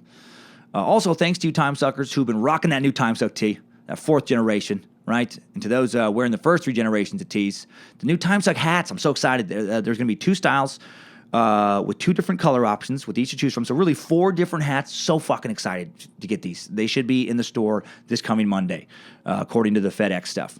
So thanks to those of you also who support the show by using that Amazon button on timesuckpodcast.com to do your shopping on Amazon as well. And also at the website, you can link over to the tour dates, find out where I'm going to be. And if you follow Timesuck on Instagram, which you should, you can vote on the next bonus episode. It's coming up real fast. You guys have been rating away, and I appreciate it. Less than 20 iTunes reviews away from the 900 review episode. The topic that gets the most comments under the bonus episode post on Instagram. The Instagram handle is Timesuck Podcast. Before midnight Pacific time this Sunday, September 10th. You have to get them in before then. Will be the next bonus episode, whatever gets the most. And that bonus episode, probably based on current reviews, probably come out around Friday, September 15th. And this time you get to pick from the following 3 topics. You can pick the Salem witch trials. I think that's going to be interesting as shit. You can pick Mothman, that paranormal legend. Or if you haven't had your fill of murder after today's episode, the Zodiac Killer. So Salem witch trials, Mothman, or the Zodiac Killer. Follow the Suck on Instagram to vote for that. And again, tickets still on sale. Not many left, though, so please don't just think you can show up at the door and get in. At the Melrose Improv, Thursday, October 5th, for the first ever live Timesuck podcast. And also the 7th, I will be at the same club doing some stand-up. Ticket links in the episode description. And again, more shows coming up in a lot of other places. And now if you're wondering why there was no Idiots of the Internet segment, there is. And it's happening right now. Idiots of the Internet. Okay, today's idiot is not some random YouTuber. Sadly, it's a time sucker. Or at this point, probably a former time sucker. Look, I don't mind thoughtful criticism. I really don't, and I get a fair amount of it. I don't share with you guys messages and stuff, and I enjoy it. I really do, even if it's harsh sometimes. In the moment I might have to be like, God dang, but then I'll think about it. And I learn a lot from it. A lot of it really makes me reflect on what I think about, what I think I know, helps me to evolve, become a better person. So much so that I want to do some more stuff with kind of like community discussions here coming up hopefully by the end of the year. And I love that Timesuck provides that. And again, sorry if you hear noises. It feels like there's just people just throwing shit into walls behind me. But some critics are just trolls, right? There is nothing constructive in what they do. Some people are just sad, angry, bitter individuals looking to shit on everyone's good time, just poisonous people. And one of these people recently started listening to The Suck and loved it, I guess, until the last episode. And then they tweeted, me, the following tweet saying, "Listen to, love every podcast except for the last one. Endless Dem and Rep switched parties. Horse shit killed me, brah." Okay, so far, no big deal. You have every right to not like an episode. Of course you do. I expect nothing less. But I didn't make up the fact that at one point in history, the Democrat Party in the U.S. and the Republican Party had switched ideologies, right? It didn't happen like overnight, but when the Democrats started, they were conservative, and then the Republicans, when they started, they were liberal. That's just documented historical fact. If you don't know, the Democratic Party evolved from the conservative Democratic-Republican Party of the 1790s. The first contested presidential election was in 1796, and the Democrat-Republican Party nominated the conservative Thomas Jefferson as their first presidential nominee. Party members were anti-federalists who favored state sovereignty, free markets, a decentralized federal government, an originalist interpretation of the U.S. Constitution, and slavery. Pretty conservative. The Republican Party also experienced significant ideological alterations. Founded in 1854 as a liberal counterweight to the conservative Democratic Party, Republicans opposed the expansion of slavery, supported more money for public education, advocated a more liberal immigration policy, and had other liberal political agendas. This is not speculation. You can look it up. And in the KKK episode, I just referenced it. And I just referenced that Republicans were opposed to slavery, Democrats were in favor of it. I didn't editorialize on it. It was just kind of a side note. I just didn't want people to be confused. Like, why would this party support that and this other party support whatever? I just referenced that it happened. Well, so anyway, I think this guy is confused. And I tweet back just to clarify. I say, horseshit? It's history. Dems used to be conservative. Republicans used to be liberal. And again, I don't understand how this is a point of contention. It's just like saying, pizza is generally round and a sandwich is generally bread with meat inside. Like, what is there to fucking argue? Well, this guy goes a little nuts, and he tweets several times. First tweet says, "No, lies via 60s and Nixon's South Strat only could win by appealing to racist Southern Dems. Reps did well before. In 1928, 47%, 1952/1956. Second tweet, got about 6 states after Brown v. Board, Ed, and enforcing integration. More. Switch D to R, 1964, over Civil Rights Act equals only 1D out of 21. Third tweet. Those 20 seats went Republican 20 plus years later. More. Southern Strat allowed Republicans to keep South. Nixon lost. Clinton, Carter swept up. Fourth tweet. Reps didn't have a congressional majority until 1994, 30 years after Civil Rights Act. If Southern rednecks left Democrats because racism and Civil Rights Act. Fifth tweet. Why the shit would they wait 30 years to do so? This is when it gets insulting. You shitty college attending biatch. Nuts on your face. You're welcome. And then a sixth tweet. Love the podcast, smiley face emoticon. What in the fuck? Do you understand what's happening here? He's now throwing stats at me that may or may not be true. I didn't bother looking them up because they're irrelevant. He's trying to back up a position in an argument we're not having. like when I talked about Democrats being conservatives and Republicans being liberal, I was referring to the fucking 1860s. Clearly. Not the 1960s. What a strange thing to do, right? That's like, hey, brah, remember when you said you're not a big fan of Walmart? Well, I don't appreciate that, motherfucker. I think Target's great. Target does treat us, they treat their employees very well, asshole. Target is a nice store. They donate a lot of money to worthy causes. They have the right items at the right prices. Nice try, shitting on Target. What? No, I never was even talking about Target. I was talking about Walmart. Yeah, all right, buddy. I heard you the first time. Let me throw a little more knowledge your way. You need to get woke, motherfucker. Despite what you just said, Target does offer 401ks for full-time employees. You can get health and dental. They do have a Starbucks in select locations. So take those nuts on your face, biatch. I think you need to take your meds. And I love that the dude throws out some idiotic and aggressive insult, but then adds, but love the podcast. Do you? Do you? It feels like you just love being an obnoxious kind of pot-stirring asshole. Now, I know you're not supposed to feed the trolls. I know that.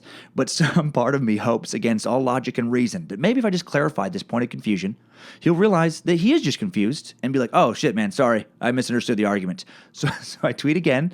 I say, great stats. Too bad none apply to your argument.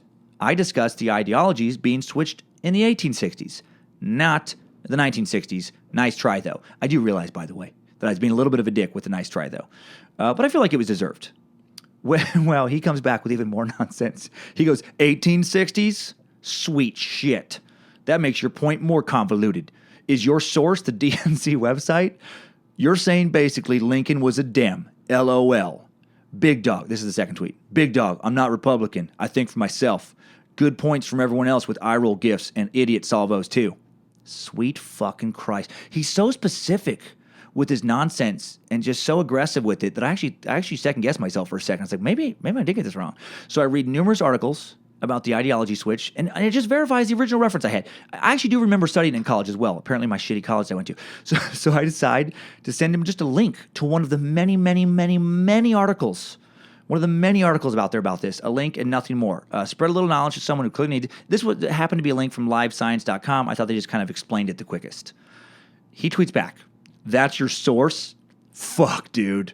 Next time, do the inverse search of why do stupid people believe the DNR switch never happened. Second tweet. The fact you believe this with zero research, I like that, zero research. I don't even know what that means. But now embrace a plurality of genders, i.e. 2+, smacks of intellectual dishonesty. It's like he just has like an algorithm where they put big words into sentences, but the sentence doesn't actually make sense. And then the third, I was going to troll your research and quip something semi-funny about cons/liberals, but I see blocking success, I think he means like cock blocking. But cock blocking success isn't my MO. I think it is. One of them, and then just kisses. Wow, so many questions. I'll never ask this asshole because I blocked him after this. And more on why I blocked him in just a moment. First, why is the history of a political party's ideology so important to this guy? Again, why does he give a shit what Democrats and Republicans believed in the 19th century? And of all the things, like when he said originally he liked all the episodes until the last one, I had to have made way bigger fuck-ups than that. Which that one's not even a fuck up. It's just like it's like the weirdest thing to become enraged about. It's like getting mad about like the recipe for chocolate cake. Somebody telling you that it used to be different. That chocolate cake recipes tended to be different 150 years ago than today, and you just flying off the handle. Just no, motherfucker. It tasted exactly the same. It tastes exactly the same. That's bullshit. You start punching walls in your apartment, fucking throwing shit around, kicking tables. Chocolate has always tasted the way I wanted the chocolate. Just craziness. And why would he assume that that's the only web article that states what I stated? Like that was the only one I could find. How hard is it for him to Google? He's clearly on the internet a lot. He reminds me of Flat Earther, the kind of person who just like laughs at all of your sources that are rational, acts like anyone with half a brain or acts like anyone with half a brain would just obviously believe the wackadoodle shit they believe. Just bruh, you believe NASA when it comes to the Earth being round? Okay. So let me get this straight. You believe in college-educated scientists. Okay. So you believe physics professors, all right? You believe, okay. All of them? You believe that what every science professor at every college on Earth has thought for decades? Okay, bro. All right. Just keep being a moron. Just keep putting your head in the ground, right? I'm fucking woke. I believe some shit I read on some dark web conspiracy chat room sites, okay? Now, here's why I blocked this guy. I went to his Twitter handle, and I read his feed, and it's just so much trolling, like almost nothing but. Just a never-ending stream of stuff like, shame, shame, shame, pussies, replying to Drudge Report, some they said. Another one just says, keep your Canadian pie hole shut on American politics, and maybe concentrate on MMA, to some Ariel Helwani, whoever that is, and fuck this guy, to Bloody Elbow. And another one, just, if Afghans understood they lived in Afghanistan, that will be a start. Just a steady stream of nonsensical hate. Just tweets where you can tell he clearly feels like some frustrated intellectual. Clearly a very uneducated, frustrated intellectual. Sadly, he appears to be too dumb to even understand how dumb he actually is. When you have a job that puts you, what you do in a constant forum for public judgment like I do, you do develop a special hatred for trolls. And I've had it long before this guy. This guy is just one of many. And I don't just get worked up when it's directed at me.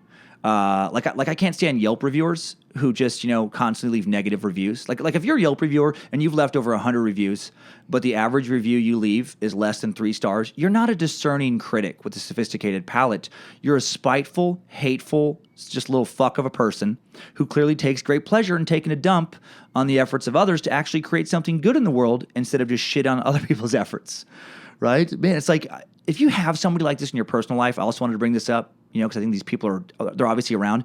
If you have somebody like this in your real life, someone who consistently just negatively criticizes and just argumentative with everything you do, and everything, other people do as well, block them in real life. Like, cut them out of your social circle. They need it. They're a cancer. They're a tumor with legs. And if you want to, get or stay healthy, you need to cut them out of your social life. Remove them. Let them take their psychological abuse elsewhere. They're not someone whose approval you need or should ever want. They're someone who, when they aren't busy, bringing you down, they're busy on their web trying to bring down the rest of the world. Just some true idiot of the internet. Brah. Idiots of the internet. All right, thanks for listening to that little rant. I never want to come down like that on a listener, but that was too much, man. Just what the fuck? Too much of that shit on the web. So many sad, hateful people out there, Luckily, the overwhelming majority of Timesuckers seem to be, like, awesome people. I mean, I keep meeting you at shows. Truly, like, just reinvigorate my faith in humanity. And thanks for all the awesome messages. And you send me. And sorry again, I haven't gotten back to all of them. I really, truly wish I would. I was up till like 5 a.m. last night working on this after 2 shows at the Omaha Funny Bone. Hopefully when the Timesuck app is completed, I can hire a full-time employee. And then with their help and the help of the amazing Timesucker volunteers already volunteering their time out of the goodness of their hearts, I can rearrange my life a little bit to add some balance to it and also get back more consistently and just stay on top of everything. I am trying. I do appreciate it. I know I keep saying that every week, but it's true. I really appreciate the effort you guys make with this. Now let's check in with some awesome Timesuckers in today's Timesucker updates. Updates? Get your Timesucker updates. First update comes in from Jake Thomas, who writes, "Greetings, Almighty Suckmaster. In your last podcast about the KKK, you talked about how it's bad to put people into groups and judge them based on stereotypes associated with their groups. I strongly agree with this philosophy. However, where should we draw the line? Right? Is it okay to judge individuals who are in the KKK or neo-Nazis and assume that they are just piles of Bojangles as shit? Or should we understand that some of them may not be evil, just extremely ignorant, and work with them to change their worldviews? This is something that I have really been contemplating in my head and would love to hear your thoughts on. Hail Nimrod, Jake." Well, hail Nimrod, Jake. Yes, wow, God, man, good question. How do we balance tolerance with judgment? I believe in tolerance within reason. I kind of define that by, I'll be tolerant towards you unless you're trying to actively harm me or my family or basically other people, And then I'll become an extremely intolerant motherfucker. Like the KKK, based on a history of violence and murder towards innocent people, do not, in my opinion, deserve much tolerance, right? They deserve public scorn, ridicule, and contempt for their twisted ideals. And if they do act out with violence, they deserve, immediate and extreme punishment. Now, to your point, with the individuals within this group, I do think, you try and reach them initially with some questioning, get them to try and face why they think they're hateful, why they think they're racist. You do. It is good, I think, to make an effort to try and change their minds because there probably are some good people just who have been manipulated and just allowed themselves to go down a bad path within those groups, But after a while, if they're just shouting back at you with, vile and hate, I think some mockery and disrespect is in order because, they're not acting in a way deserving of respect. So, I don't think they're entitled to it. It's tough. I do have sympathy for people, again, being manipulated into joining up with a hateful agenda.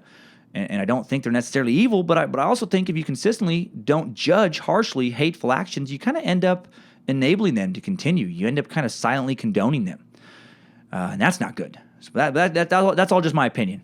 And I should say that when it comes to judgment and punishment, I am pretty conservative. Sometimes I think I come across as a lot more liberal than I am.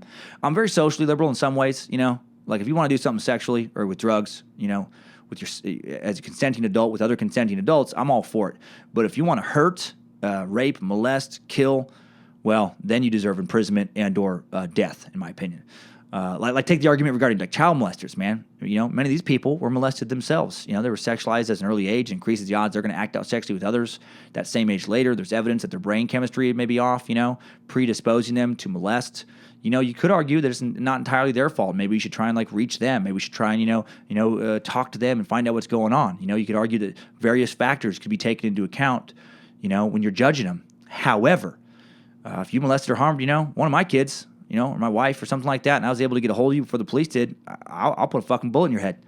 I would have no moral qualms about that. I would enjoy watching you die in that situation. You crossed a line, in my opinion, that puts you into a category of people no longer deserving of tolerance or, frankly, life itself. I think tolerance is a great thing, but I also think that actions have consequences.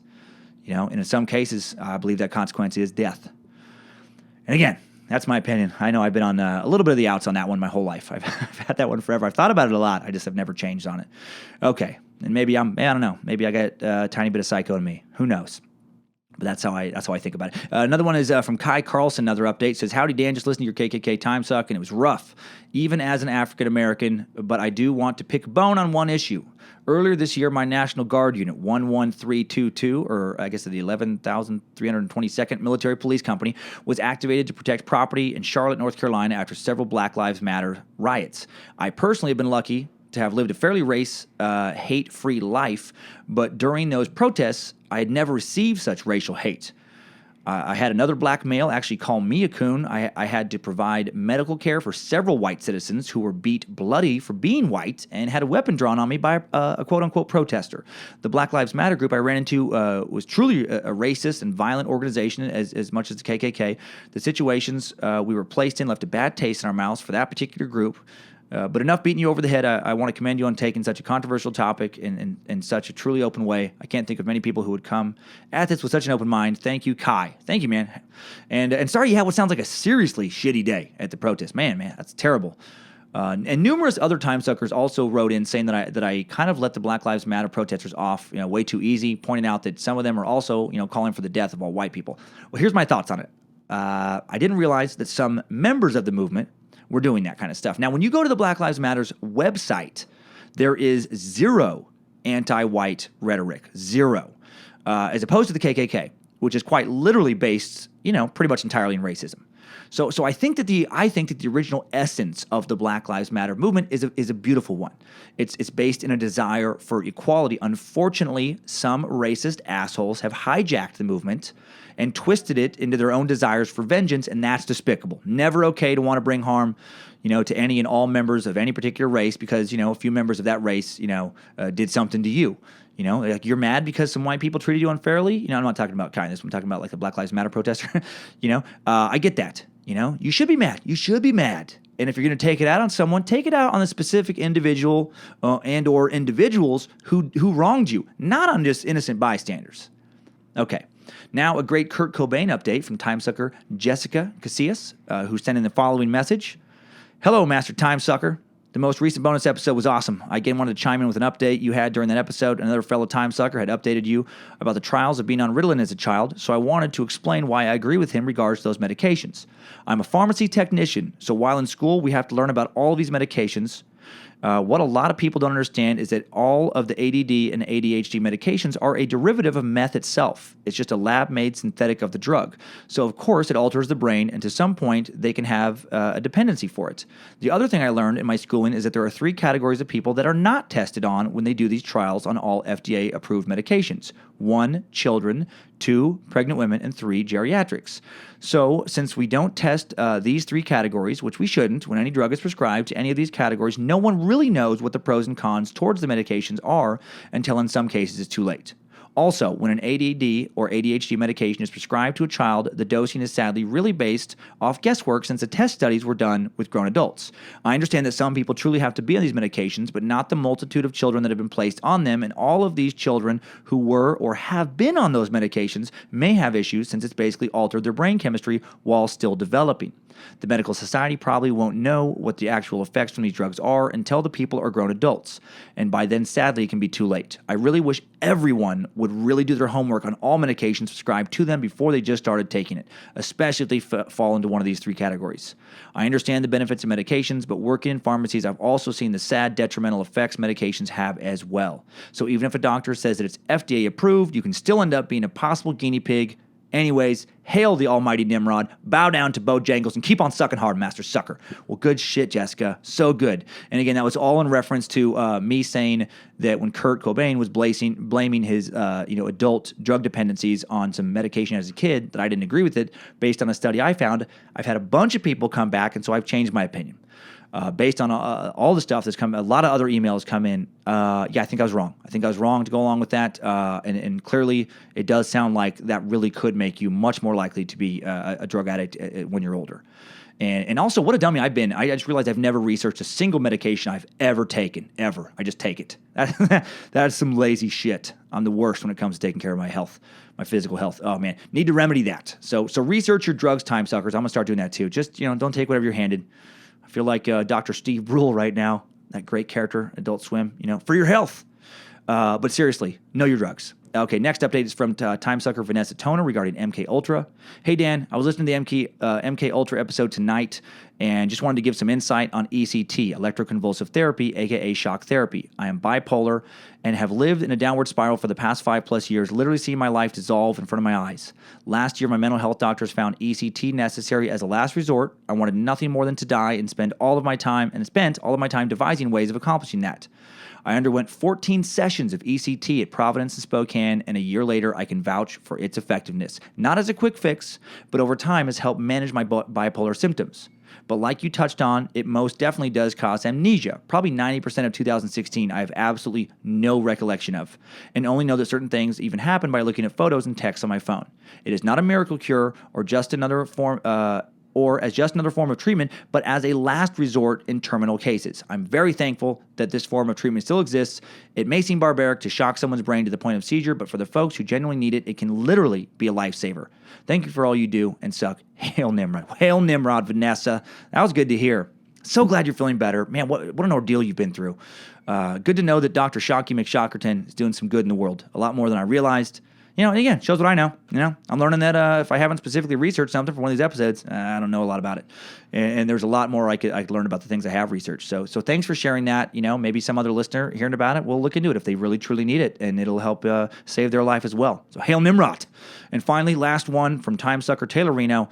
This harkens back to the Nigerian email scam episode a long time ago. It feels topical right now, though, for reasons, again, I'll hit in a second. He says, "Hello, Dan. Currently trying to sell my old car after buying a new one, and I got this potential scam. If you read it, you can see how easily it would be to fall for this. This scammer seems genuine and doesn't even mention the fake website right away. Genius move. I was suspicious after he mentioned that he wanted a VIN report from this specific site. After extensive Googling, I found it was a scam, and I forwarded this email to spam@uce.gov to report it. Please let everyone know to forward any suspicious emails to this address, and watch out if you are selling your car for potential scammers. Not all scams are from Reverend Doctors. Keep on sucking, Taylor." And here's the scam email Taylor received. It says, "To be able to come, see, test, and make a deal for it face-to-face, I need the report so I can pass it to my loan officer and make sure he will allow me to buy it. I need the report because the loan company asked for it. Please go to autosreport.com and get one. Will not make sense for me to get one because I can't reuse it like you can. You will be able to give it to all your potential buyers. Me, on the other hand, if will not be okay, I will give to look for a new vehicle and get a new report. I know it is only $24, but I have to run 5 reports until I find an okay report. Where will I be?